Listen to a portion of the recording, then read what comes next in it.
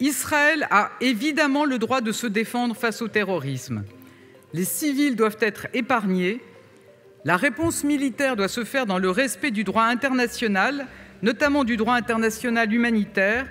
Les populations ne doivent pas payer pour les crimes des terroristes. À Gaza, nous devons regarder en face l'ampleur de la catastrophe humanitaire en cours.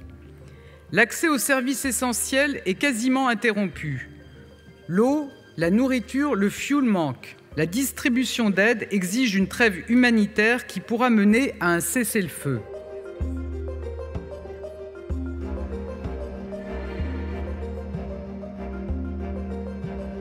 Pourquoi la France est-elle incapable de dénoncer avec la même force les crimes de guerre commis par le Hamas et ceux commis par le gouvernement de Netanyahou? Pourquoi n'incarne-t-elle pas, comme elle a pu le faire par le passé, par la voix de Jacques Chirac, la voie de la paix au Proche-Orient? Vous avez choisi d'abandonner la position historique de la France qui a fait sa grandeur et qui a permis qu'elle soit audible dans les ténèbres des relations internationales. La France est désormais montrée du doigt dans le monde et par les peuples. Cela doit cesser. Membre du Conseil de sécurité de l'ONU, la France doit peser de tout son poids pour permettre l'adoption d'une résolution exigeant un cessez-le-feu pour arrêter cette escalade meurtrière. Je reconnais bien volontiers la complexité à protéger les civils, car le Hamas, toujours plus enclin à l'ignominie, se sert de la population civile comme bouclier humain.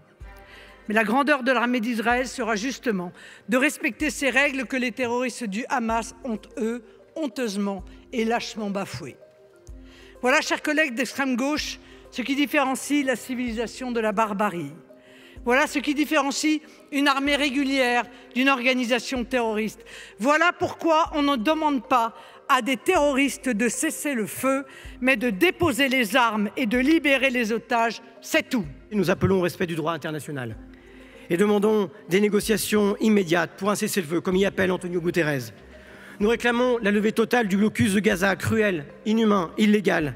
Nous demandons aux autorités françaises et européennes, au niveau international, d'œuvrer à la création de couloirs humanitaires pour acheminer les secours d'urgence. Il y a urgence pour les Gazaouis. D'abord, le risque d'une escalade incontrôlée pouvant conduire à un embrasement général. Derrière le Hamas, il y a le Hezbollah. Derrière le Hezbollah, il y a l'Iran. Derrière l'Iran, il y a la Russie et la Chine. Le deuxième risque majeur, c'est en effet celui d'un anéantissement massif des populations civiles, utilisées par les uns comme des boucliers humains et par les autres comme l'exutoire d'une tentation de vengeance, pour reprendre l'expression préoccupante du Premier ministre israélien.